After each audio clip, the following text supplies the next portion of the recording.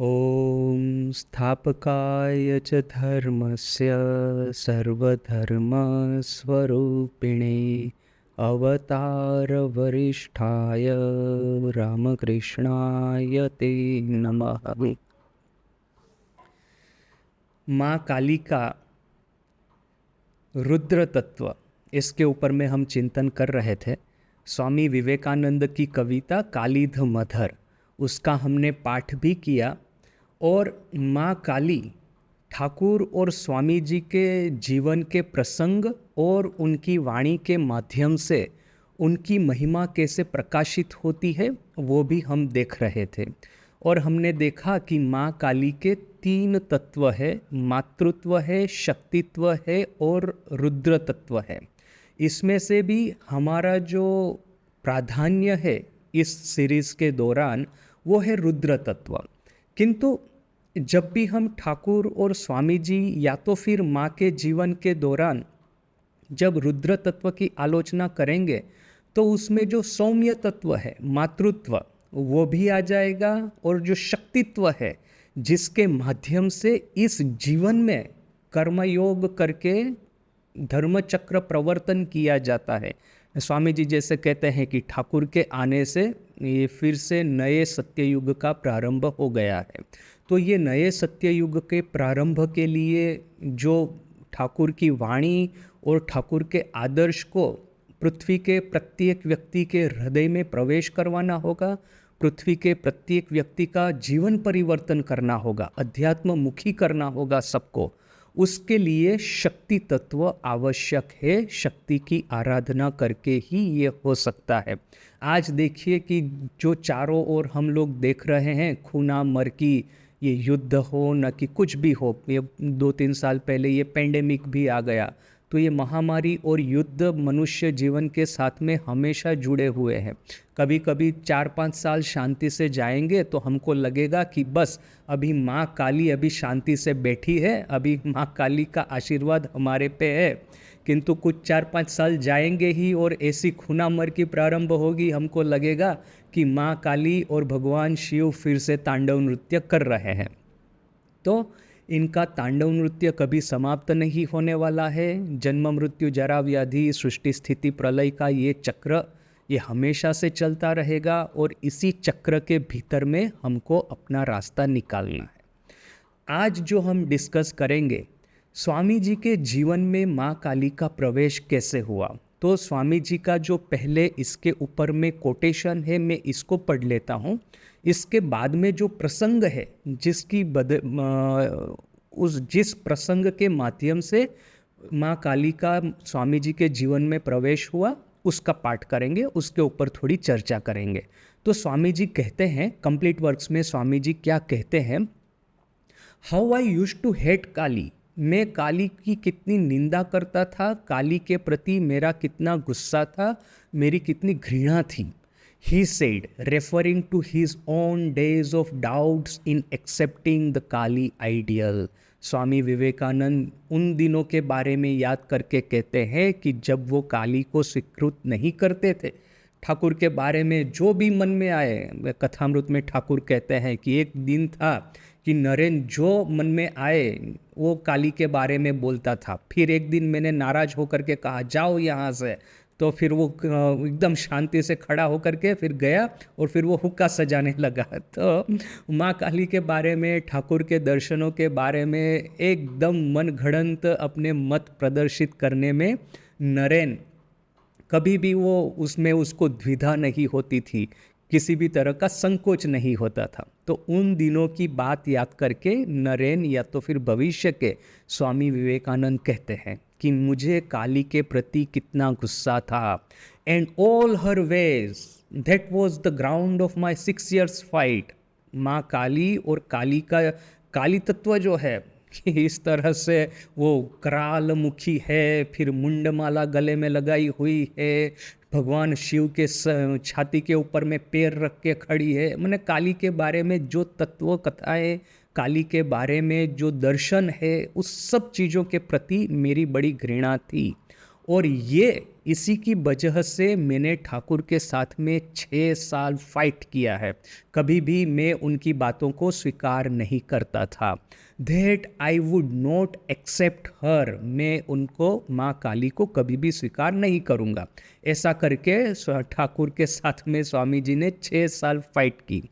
But I had to accept her at last, किंतु आखिर में तो मुझे माँ काली को स्वीकार करना ही पड़ा।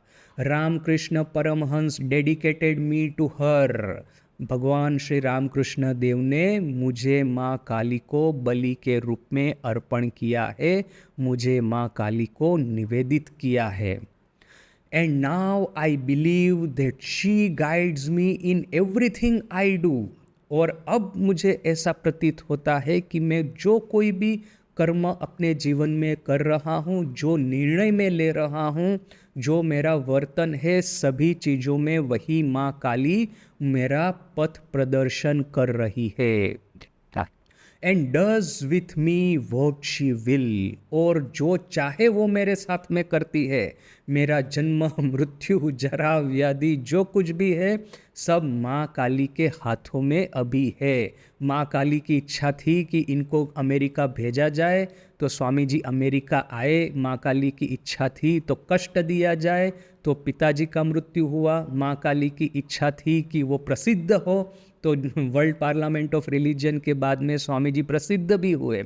तो she does what she does with me what she will, मेरे साथ में वो जो चाहे वो करती है। Yet I fought so long, फिर भी मैं माँ काली को स्वीकार करने से पहले इतना मैंने फाइट किया है। I loved him you see and that was what held me. मैं ठाकुर को प्रेम करता था, ठाकुर के ऊपर में मेरी अनंत श्रद्धा थी, इसी वजह से मैं ठाकुर के पास में टिका रहा। I saw his marvellous purity, I felt his wonderful love, his greatness had not dawn on me then. मैंने उनकी अति अद्भुत पवित्रता देखी, मैंने उनका अति पवित्र प्रेम, मेरे ऊपर में स्नेह मैंने महसूस किया।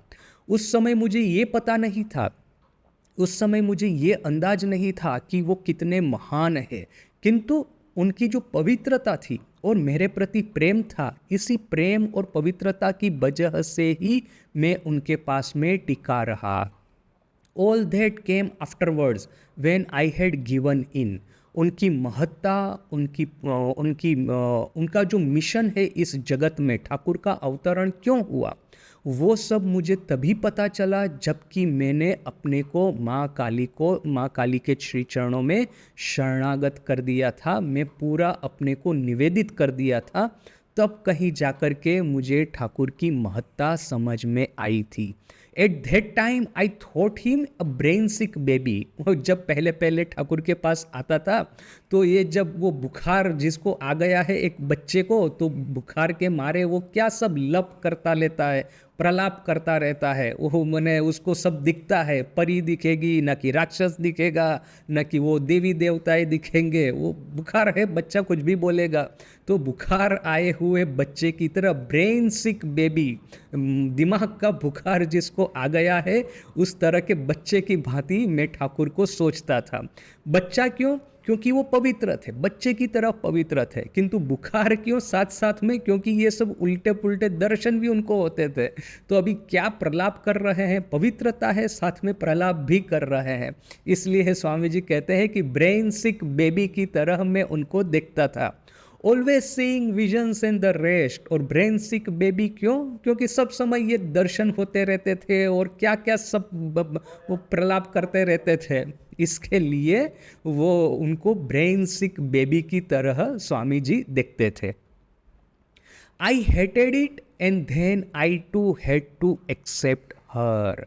मुझे ये जो सब ठाकुर के प्रलाप, ठाकुर के दर्शन, ये सब चीज़ों में ना तो विश्वास था, ना ही मुझे उनके ऊपर में श्रद्धा थी, किंतु आखिर में मुझे सब कुछ माँ काली को एक्सेप्ट करना पड़ा। सब कुछ ठाकुर का एक्सेप्ट करना पड़ा। ठाकुर के दर्शन, ठाकुर के ये जो सब दूसरों के हृदय के भीतर में झांक करके दूसरों का चरित्र जो समझ लेते थे ठाकुर, वो भी मुझे एक्सेप्ट करना पड़ा। सब कुछ मुझे स्वीकृत करना पड़ा। No, the thing that made me do it is a secret that will die with me. और ये जो मैं शरणागत हुआ, ये जो मैंने संपूर्ण रूप से आत्मनिवेदन ठाकुर के और माँ काली के श्री चरणों में किया, इसके पीछे जो रहस्य है वो उसके बारे में मैं कभी नहीं बताऊंगा। वो मेरी मृत्यु के साथ में ही ये रहस्य भी अदृश्य हो जाएगा। इसके बारे में मैं किसी को कुछ भी बताने वाला नहीं हूँ। I had great misfortunes at the time, ये उन दिनों की बात है। मैं काली को स्वीकृत किया, उन दिनों में मेरे साथ में बहुत ही ये बैड लक या तो मिसफॉर्चून मेरे साथ में चल रहा था, बहुत सारी दुर्घटनाएं मेरे साथ में चल रही थी। It was an opportunity she made a slave of me. और ये जो दुर्घटनाएं थी, दुर्घटनाएं मेरे लिए एक अपॉर्चुनिटी में परिणत हो गई, और इसी अपॉर्चुनिटी के माध्यम का फ़ायदा उठा करके माँ काली ने मुझे अपना गुलाम बना दिया। अभी देखिए, those were the very words a slave of you and Ramakrishna Paramahamsa made me over to her. ये माँ काली के, वही माँ काली या तो ठाकुर, उन्हीं के एग्जैक्ट शब्द है कि हमने तुमको अपना गुलाम बना लिया है, अ स्लेव ऑफ यू। और श्री रामकृष्ण ने मुझे माँ काली को संपूर्ण रूप से अर्पित कर दिया था। देखिए, यहाँ पे स्वामी जी जो मिसफॉर्चून की बात करते हैं, वो मिसफॉर्चून क्या है? अभी पहले तो स्वामी जी कहते हैं कि जो घटनावली, जो घटना परंपरा, जो जिसके माध्यम से मैं माँ काली के शरणों में आया, इसके बारे में मैं कुछ भी नहीं बताऊंगा। किंतु हमको पता है, ये बात स्वामी जी ने अमेरिका में कही थी। अमेरिका में उन्होंने इस बात को ज़्यादा डेवलप नहीं किया था, इस घटना को। किंतु हमको भारत में रहते रहते हमको बहुत सारी बातें स्वामी जी के जीवन के बारे में पता है, क्योंकि कथामृत में भी उल्लेख है, लीला प्रसंग में भी उल्लेख है। स्वामी जी के बहुत सारे गुरु भाइयों ने भी इस बात का उल्लेख किया है। कौन सी दुर्घटना हुई स्वामी जी के साथ में? तो उनके पिताजी का देहांत हो गया। और ये देखिए, यहाँ पे ये कहते हैं ना स्वामी जी कि it was a great misfortune and it was an opportunity. बहुत बड़ा मिसफॉर्चून था मेरे साथ में, और साथ साथ में ही ये अपॉर्चुनिटी भी थी। देखिए, इसी बात को ठाकुर मेंशन करते हैं कथामृत में। ठाकुर कहते हैं, संपत के विपत ज्ञान करवे बोले छिलो तो সেই জন্য এই सब होच्छे। अर्थात कि स्वामी जी तो बातें करने में तो कम नहीं थे, बस सब समय बातें करते रहते थे। खूब बकते पारे, ठाकुर कहते हैं। बहुत बातें कर सकता है वो, बहुत बक सकता है, बक बक कर सकता है। तो ऐसे बक बक करते करते स्वामी जी ने उस समय के नरेन ने कह दिया होगा, संपद के विपद ज्ञान करो, अर्थात कि विपद के संपद ज्ञान करो। विपद अर्थात कि दुर्घटना या तो किसी भी तरह का ये एक बुरी घटना। तो विपद को संपद ज्ञान करूंगा, अर्थात कि जो दुर्घटना होगी उसको मैं एक अपॉर्चुनिटी के रूप में लूँगा, एक सद्भाग्य के रूप में लूँगा। जो भी दुर्घटना होती है, बहुत बार ऐसा होता है ना, स्वामी जी खुद कहते हैं कि मनुष्य का चरित्र जैसे गुड डेज जो होते हैं उसके साथ में अच्छे दिन होते हैं, वो मनुष्य का चरित्र जितना गठन करते हैं उससे कहीं ज़्यादा मनुष्य के चरित्र का गठन होता है बुरे दिनों से। तो यहाँ पे भी स्वामी जी बहुत बार, मैं ऐसे कोटेशन भी है कि जब भी कोई भी मिसफॉर्चून हो उसको अपॉर्चुनिटी के रूप में देखो, जिससे कि तुम अपने को चेंज कर पाओगे। अपने जो एक घरेड़ में एक सेट हो गया है अपना जीवन, उसमें कुछ बदलाव ला पाओगे वगैरह वगैरह, लोग बोलते रहते हैं। तो स्वामी जी ने भी कहा था कि जितनी भी दुर्घटना होगी उसको मैं अपने सद्भाग्य के रूप में गिनूंगा, जिससे कि मैं अपने जीवन को परिवर्तित कर पाऊँ, ट्रांसफॉर्म कर पाऊँ, उन्नत कर पाऊँ। तो ठाकुर इसी बात को लेकर के मजाक करते करते कहते हैं, काशीपुर की बात है, नरेन के साथ में जो बुरे दिन चल रहे थे उसी बात को लेकर के ठाकुर कहते हैं, और विपद के संपद ज्ञान करवे बोले छिलो तो সেই जन्म, माने वो कह रहा था तो कि मेरे साथ में जो भी विपद आएगी उसको मैं संपद के रूप में गिनूंगा। तो देखो अभी क्या हो रहा है। तो ठाकुर उन्हें मजाक करके कहते हैं।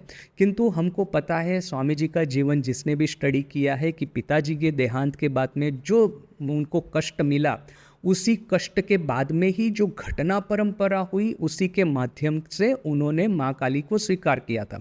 और वो कौन सी घटनाएं थी उसका विस्तृत विवरण भी हम करेंगे, पढ़ेंगे। ये स्वामी जी के जीवन में उसका बड़ा ही सुंदर विवरण है, वो हम बाद में देखेंगे। किंतु यहाँ पे पहले हम स्वामी जी का कोटेशन कंप्लीट कर देते हैं। स्वामी जी आगे क्या कहते हैं? स्ट्रेंज, आश्चर्य की बात है। पहले तो उनके साथ में दुर्घटनाएं हुई, इसके बाद में ठाकुर ने स्वामी जी को माँ काली के शरणागत किया, संपूर्ण रूप से उनको निवेदित किया।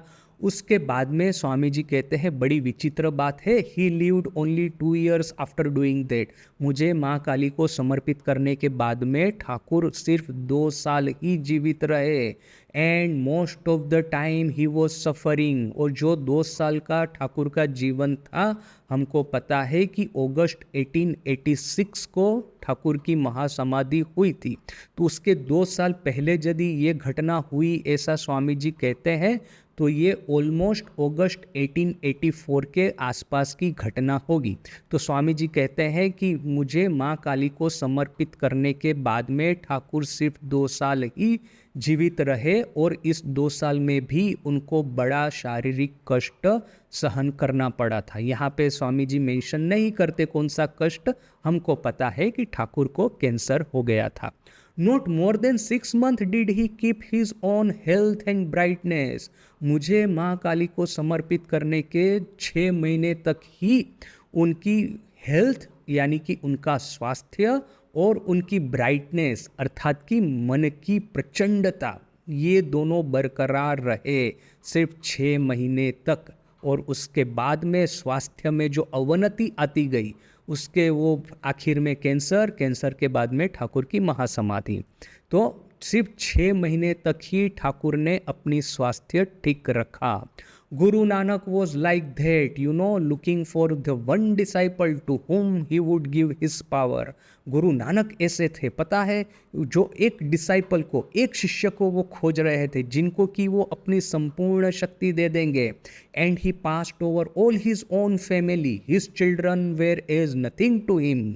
और गुरु नानक अपनी शक्ति किसी एक शिष्य को देने के लिए उस शिष्य को खोज रहे थे। इस खोज में उन्होंने अपने खुद के परिवार को, अपने खुद के पुत्रों को उन्होंने नज़रअंदाज कर दिया था। उनके खुद के पुत्र उनकी नज़र के सामने कुछ नहीं थे, क्योंकि वो आध्यात्मिक शक्ति जिनमें होगी उनके आशीर्वाद ग्रहण करने के लिए उसी को तो वो अपनी ये शक्ति पसार करेंगे। And he passed over all his own family till he came upon the boy to whom he gave it and then he could die. आखिर में गुरु नानक को वो शिष्य मिला, उस शिष्य को गुरु नानक ने सभी शक्तियाँ समर्पित की और फिर उनकी महासमाधि हुई।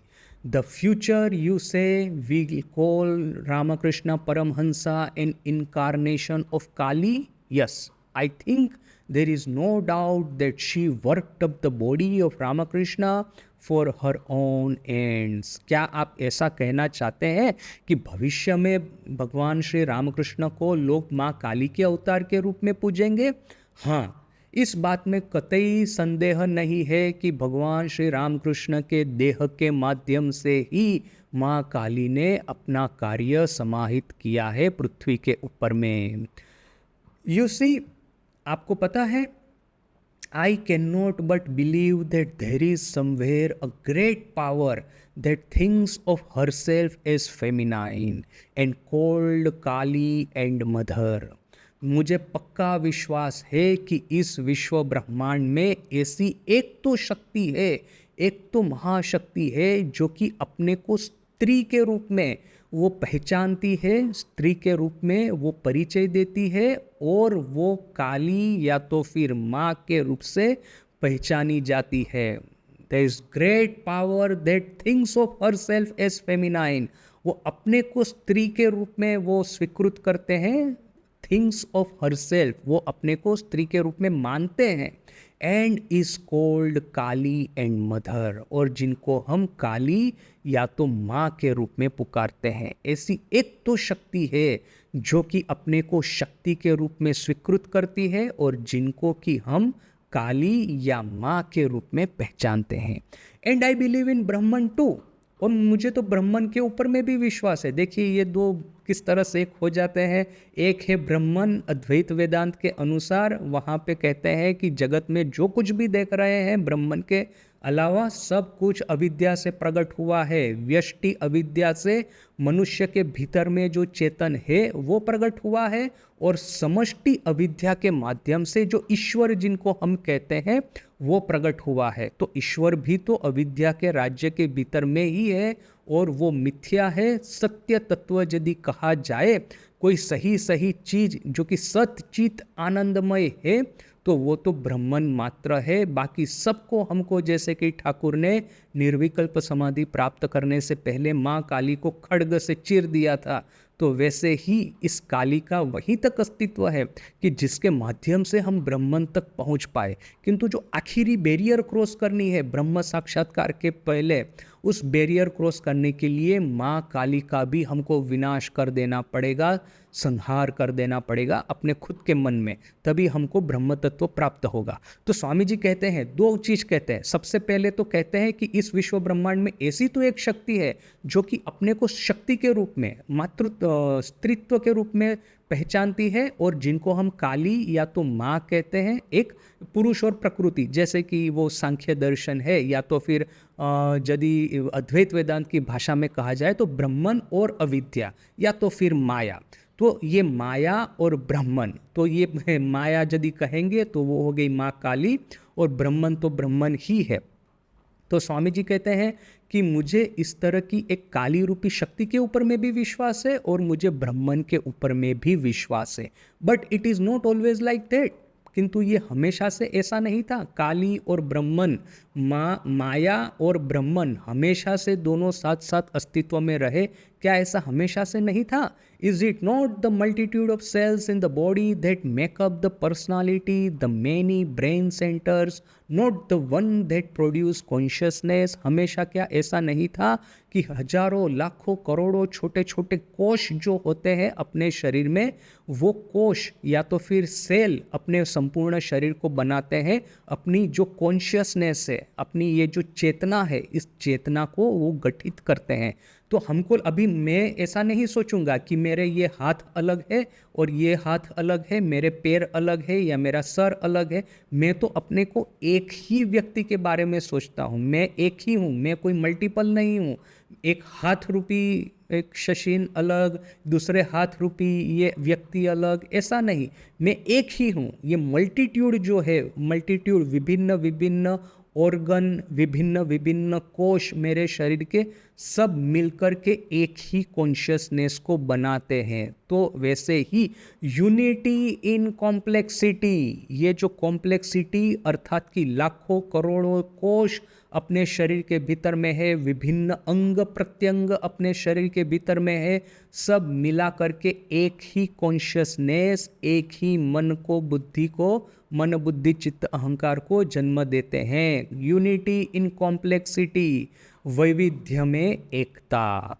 जस्ट सो, ऐसे ही जैसे कि शक्ति है, शक्ति और ब्रह्मन ये दोनों अभिन्न है।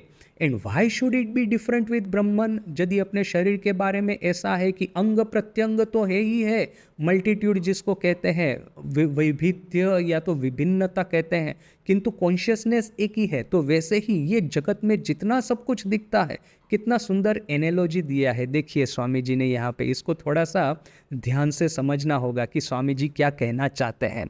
कि देखिए कि हमको दिखता है कि जगत में इतनी विविधता है, इतना वैविध्य है, किंतु हम साथ साथ में कहते हैं ब्रह्मन एक है। तो एक ब्रह्मन के साथ में इतनी विविधता कैसे जुड़ी हुई है? हम यदि देवी देवताओं को, माँ काली को, भगवान शिव को, भगवान राम, भगवान कृष्ण को, विष्णु को, सबको यदि एक्सेप्ट करेंगे, तो यहाँ पे देवताओं का भी वैविध्य है, ये मनुष्यों का भी वैविध्य है। कितने 700 करोड़ लोग हैं पृथ्वी के ऊपर में, जो लास्ट जो जनगणना हुई है उसके अनुसार 7 बिलियन समथिंग ह्यूमन पॉपुलेशन है पृथ्वी के ऊपर में। तो ये 700 करोड़ मनुष्य, कितने करोड़ करोड़ पशु पंखियाँ, जीव जंतु, कितने करोड़ करोड़ ये जो पेड़ पौधे वगैरह, इतने करोड़ों तारे सितारे ब्रह्मांड में। तो सब कुछ की संख्या लाखों करोड़ों में है इस विश्व ब्रह्मांड में। तो यदि कहेंगे कि ब्रह्मन एक है तो इस जगत में इतना वैविध्य क्यों?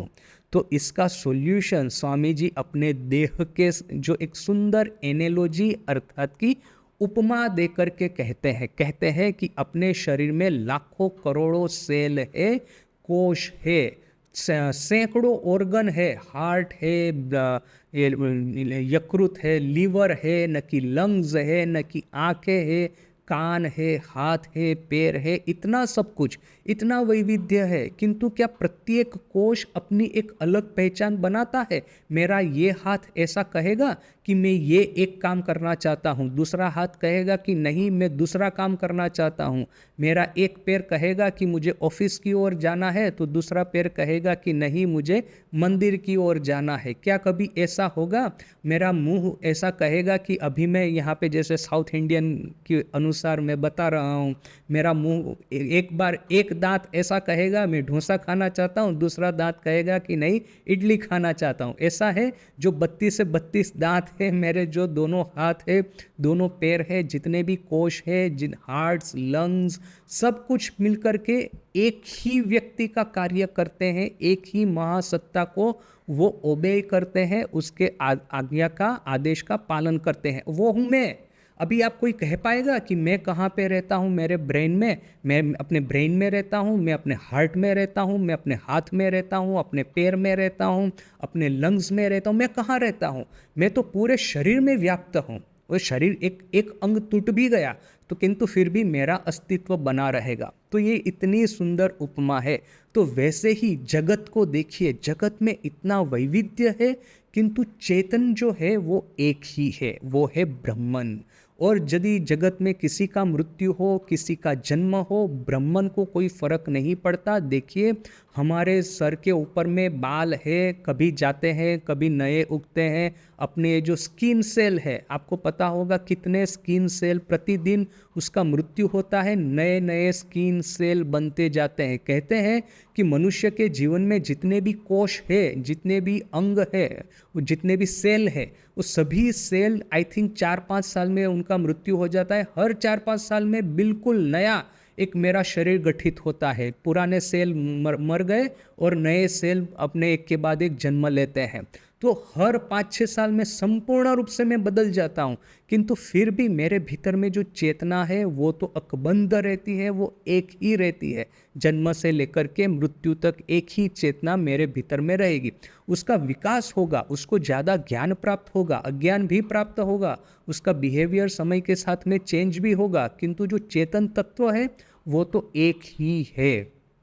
तो यहाँ पे भी स्वामी जी ये अपने देह की उपमा देकर के कहते हैं कि जगत में आपको जितने भी सब कुछ दिखता है, मनुष्य है, पेड़ पौधे हैं, पशु पंखी है, ये पदार्थ है, तारे हैं, ग्रह है, सितारे हैं, हम सबको इस विश्व ब्रह्मांड रूपी जो शरीर है वो सबके एक एक कोश है। हम सभी लोग एक एक सेल है और अपना खुद का कोई कर्तृत्व नहीं है, अपनी खुद की कोई बुद्धि नहीं है। देखेंगे कि अपने शरीर के भीतर में वैज्ञानिक लोग या बायोलॉजिस्ट वो ये इसको लेकर के वो जो ये माइक्रोस्कोप होता है, माइक्रोस्कोप लेकर के अपने शरीर के भीतर के जो सेल है उसको देखते रहते हैं। देखिए वाइट ब्लड सेल न कि रेड ब्लड सेल किस तरह से काम करते हैं। यदि भीतर में एक बैक्टीरिया प्रवेश कर गया या तो वायरस प्रवेश कर गया तो ये वाइट ब्लड सेल या तो जो अपने ऑटो इम्यून सिस्टम जो होती है वो किस तरह से इसका मुकाबला करते हैं। तो उसको देख करके लगेगा प्रत्येक सेल का अपना अपना एक ब्रेन है। प्रत्येक सेल वो जो उसका जो कार्य करना है वो इस तरह से करेगा